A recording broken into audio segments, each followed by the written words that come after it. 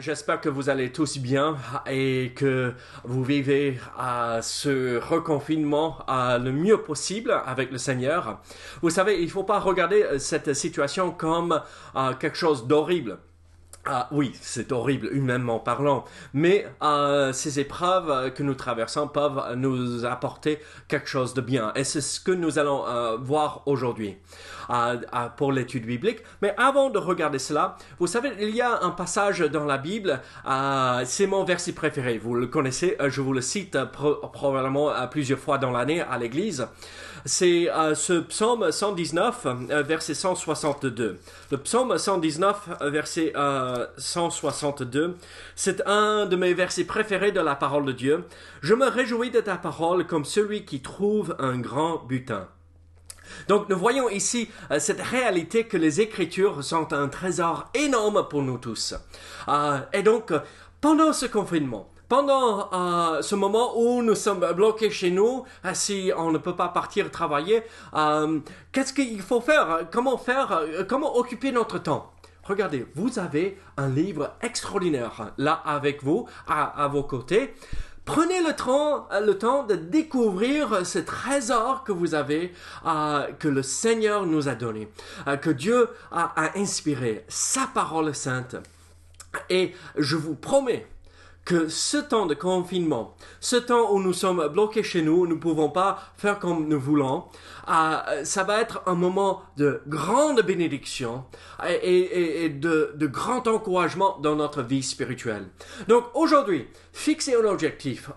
Chaque jour, je vais ouvrir la parole de Dieu et creuser dans sa parole pour découvrir plus concernant notre grand Dieu et notre Sauveur Jésus-Christ. Prenez le temps de se nourrir de cette parole si merveilleuse. Prions ensemble avant de regarder l'étude d'aujourd'hui et prions que le Seigneur prépare notre cœur pour ce que nous allons voir. Donc Seigneur, merci pour ta parole qui est si riche. Seigneur, merci pour cette grande bénédiction que nous avons. Le Dieu Tout-Puissant, le Créateur de l'univers, nous a parlé, nous a envoyé une lettre d'amour, oui, qui révèle son amour pour chacun de nous, cet amour profond, que nous ne pouvons pas même sonder les profondeurs de cet amour, mais une lettre qui nous révèle sa volonté pour notre vie, une lettre qui nous encourage, qui nous fortifie pour faire face aux moments difficiles. Donc Seigneur, merci pour ta parole. Seigneur, aide-nous à chercher ta face chaque jour à travers ta parole, mais aussi à travers la méditation, et aussi à la méditation de ta parole, et aussi à la prière. Seigneur, quelle grande bénédiction de pouvoir s'approcher de ce trône de grâce sur lequel tu es assis, intronisé. Et Seigneur, nous voulons te louer pour qui tu es. Tu es un Dieu bon et merveilleux. Au nom de Jésus. Amen.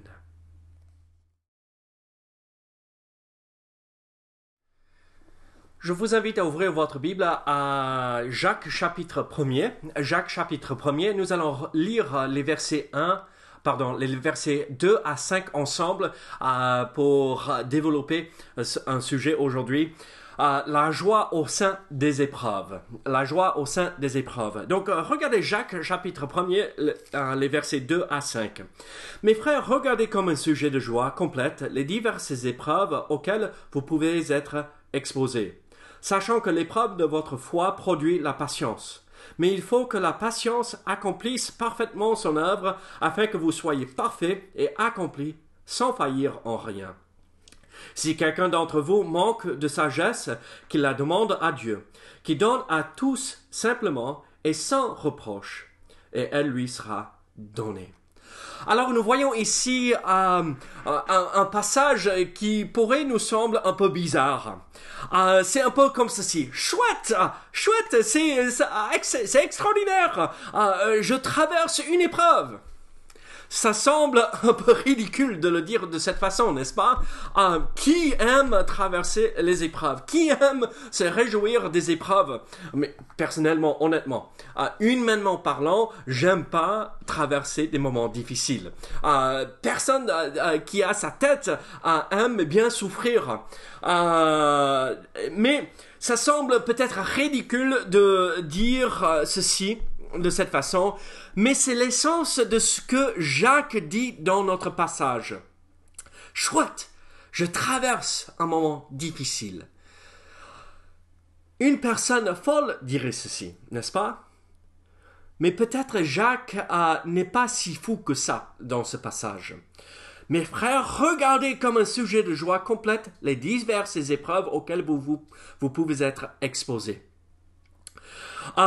Aucun d'entre nous ne remet en question le fait qu'à un moment donné dans notre vie, nous allons traverser des épreuves.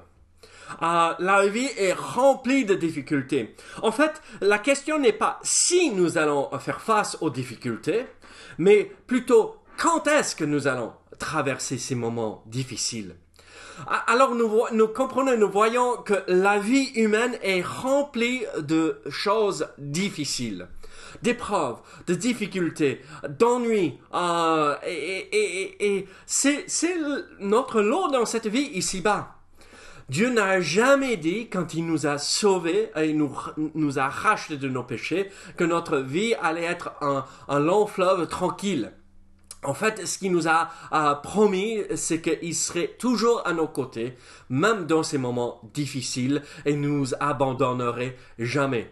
Un peu comme, vous voyez, Bella à côté, mais alors, elle ne quitte pas mon côté depuis que nous sommes de retour de cette période où on était parti pour ces réunions.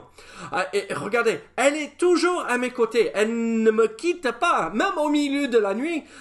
Vous savez ce qu'elle fait? Elle vient pendant que je dors et je ressens et je sens son visage à côté du mien en train d'essayer de me lécher au milieu de la nuit parce qu'elle veut que je sache qu'elle est toujours là. Fidèle, toujours fidèle. Mais regardez, un chien, on dit, un chien est fidèle à son maître.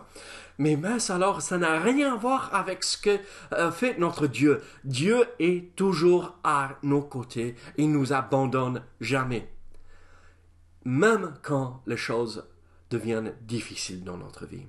Alors, honnêtement, nous traversons une période compliquée. Nous vivons un moment difficile avec ce confinement. Plein de nos amis, de nos proches sont malades. Plein traversent ces moments difficiles et même certains peut-être risquent de se retrouver à l'hôpital. Comment faut-il faire? Comment faut-il réagir? Comment répondre face à ces moments difficiles? Voici ce que Dieu veut.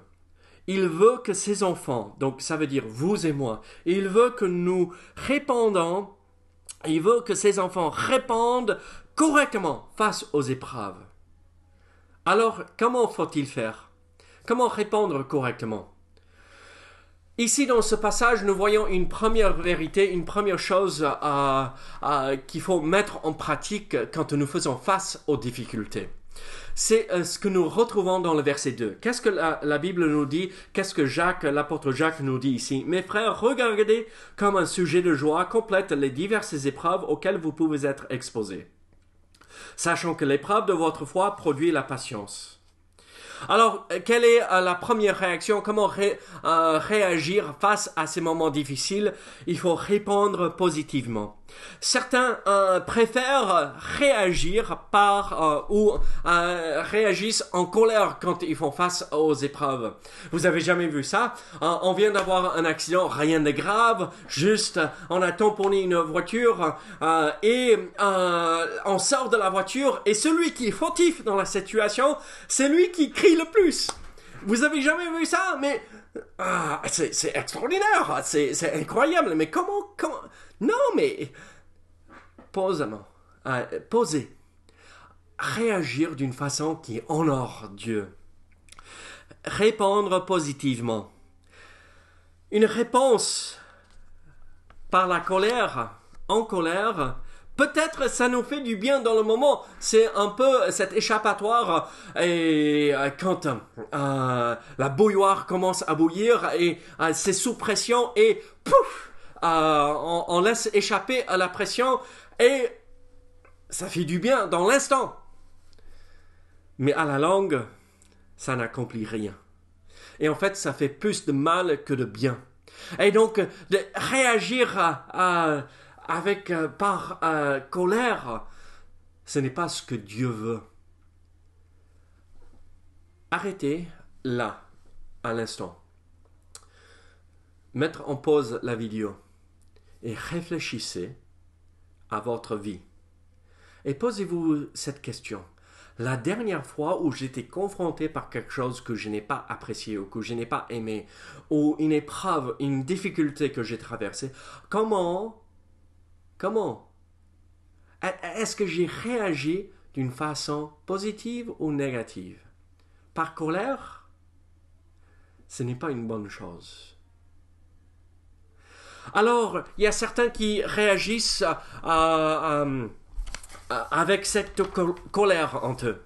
Il y a d'autres qui réagissent et certains choisissent de répondre avec résignation. Bon, ce qui sera, hein, je peux rien faire. Alors je vais subir encore. Vous avez jamais vu ces personnes? Ils sont toujours déprimés et ils sont toujours tristes. Ils sont toujours mais qu'est-ce que vous voulez? C'est comme ça. La résignation ne règle pas le problème. Il ne faut pas juste mettre les mains dans l'air et baisser les bras et dire mais bon, qu'est-ce que vous voulez? C'est pas comme ça que Dieu veut que nous réagissions. Il veut que nous faisions face à ces moments compliqués avec foi. Regardez les choses d'une manière positive et dire Dieu, qu'est-ce que tu veux accomplir en moi à travers ces difficultés?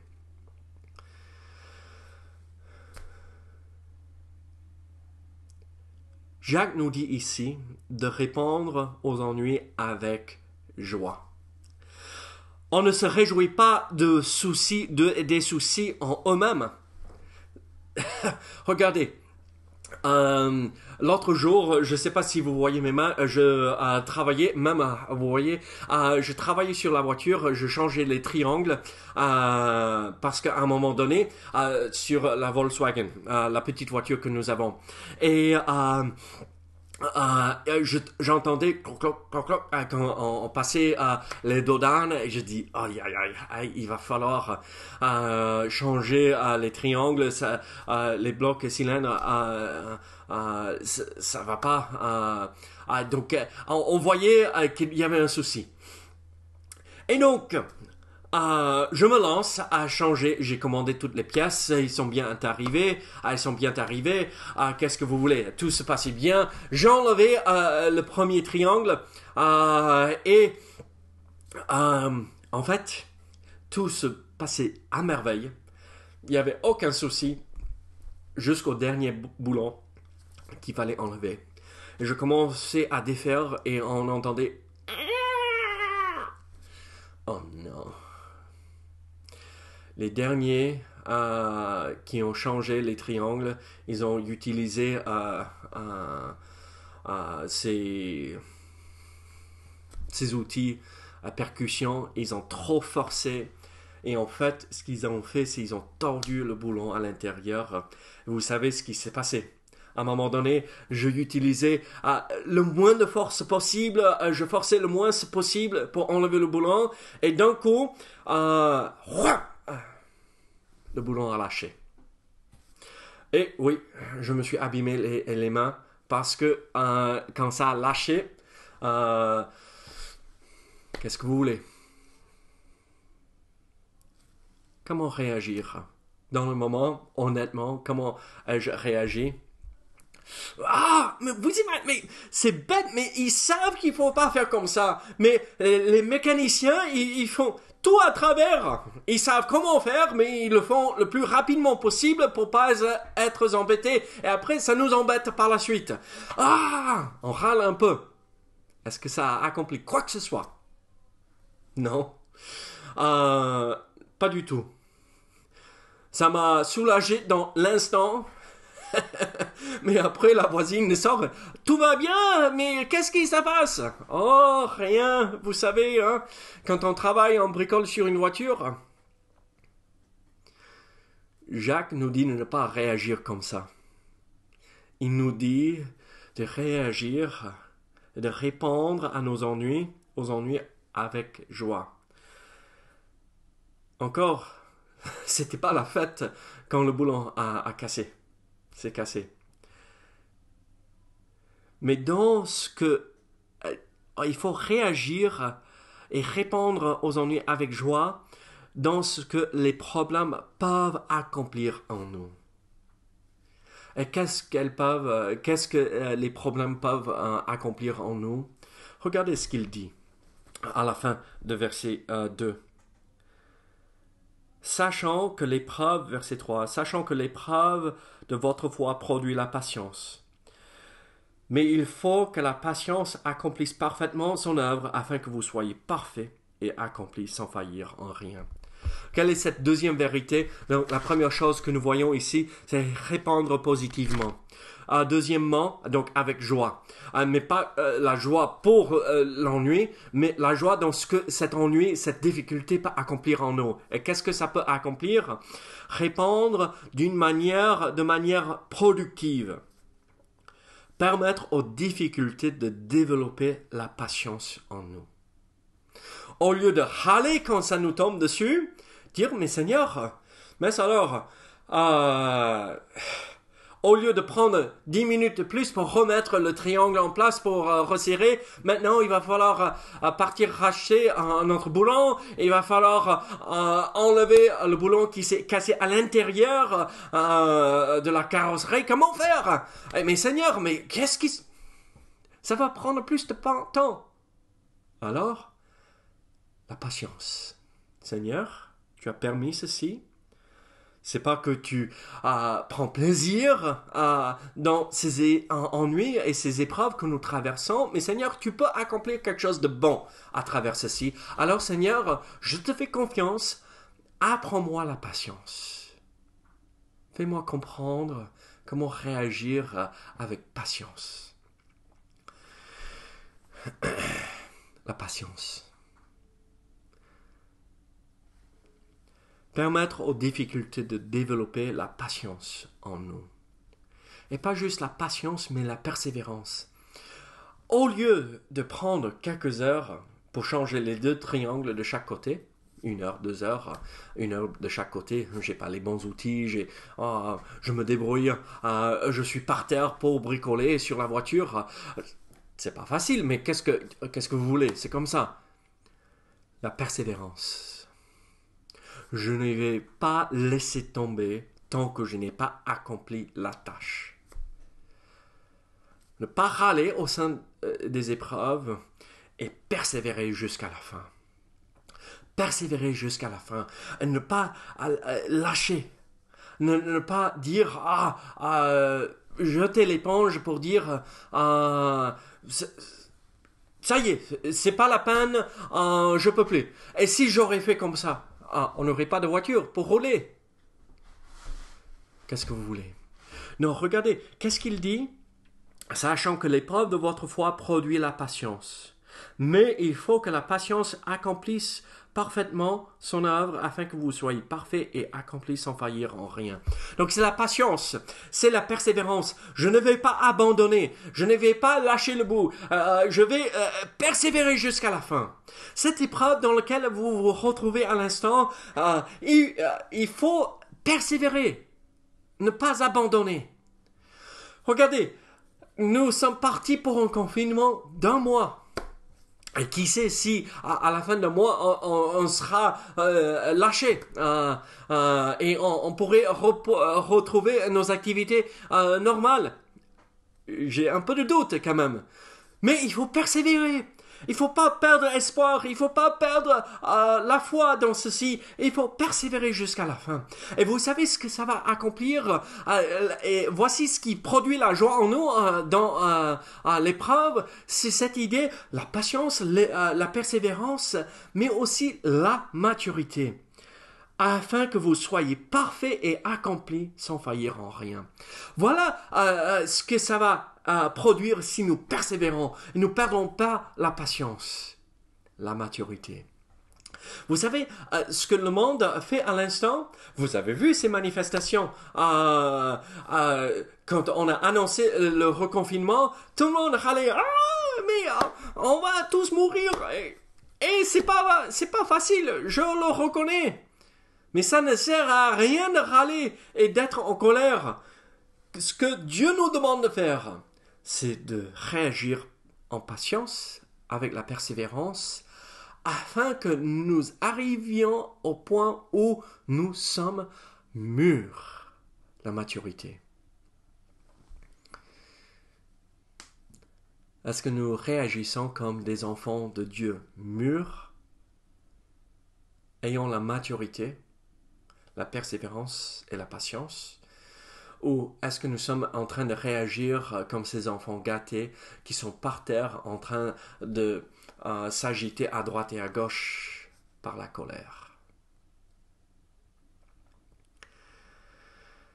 Il faut répondre positivement, d'une manière positive.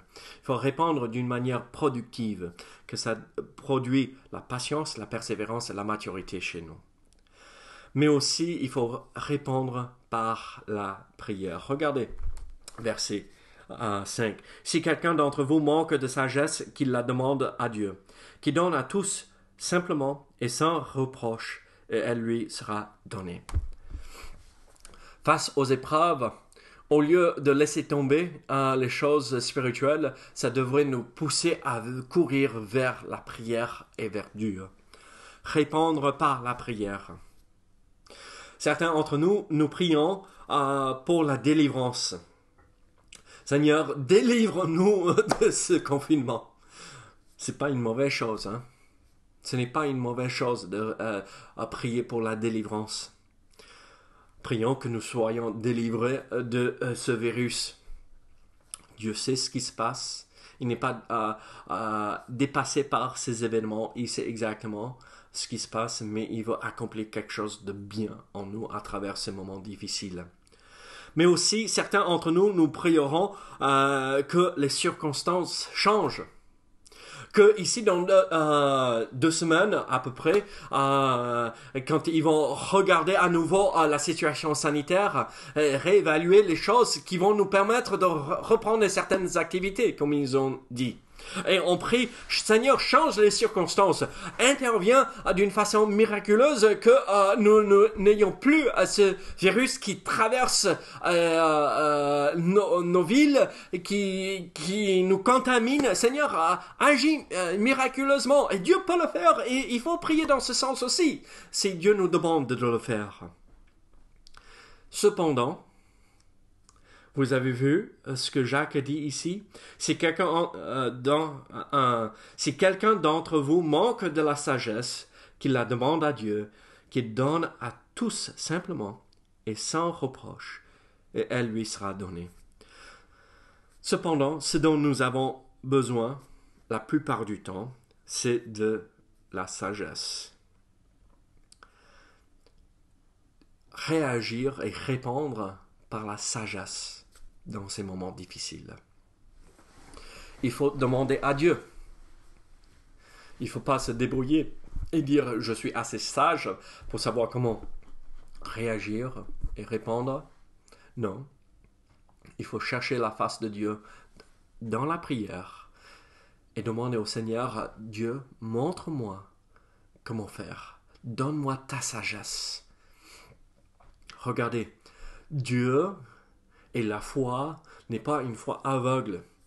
Il nous donne le discernement de comment il faut agir. Il nous donne la capacité de comprendre comment il faut se comporter dans ces moments difficiles. Et il nous le donne avec générosité. Il nous le donne librement. Il donne voilà le montant qu'il nous faut. Il nous donne jusque-là. Où ça déborde. Et que ça touche les autres autour de nous. Demandez de la sagesse au Seigneur. Il vous le donnera. Alors, l'Église, aujourd'hui, est-ce que nous réagissons avec joie face aux épreuves? Chouette, une autre épreuve. C'est pas humainement normal, ça. Mais chouette, qu'est-ce que le Seigneur veut me montrer à travers cette épreuve? Seigneur, tu vas accomplir quelque chose de bien en moi dans cette épreuve. Donc, comment répondre face aux épreuves, aux difficultés? Répondre de manière positive. Répondre de manière productive.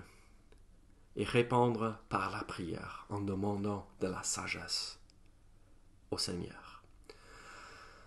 Cette difficulté que vous traversez, de quelle manière répondez-vous à l'instant même? Par la patience, par la persévérance, par la maturité? Ou, comme le monde réagit, en train d'agir par la colère et la frustration? Prions que le Seigneur accomplisse quelque chose de merveilleux en nous à travers ces moments difficiles. Et ça peut être une source de joie en sachant que Dieu accomplit quelque chose de positif, même au sein des difficultés. Prions ensemble. Seigneur, merci pour cette promesse que tu peux accomplir même des bonnes choses à travers ces moments difficiles que nous traversons. Seigneur, aide-nous à répondre correctement au sein de ces épreuves. Au nom de Jésus. Amen. Que le Seigneur vous bénisse et vous garde. À très bientôt. Au revoir.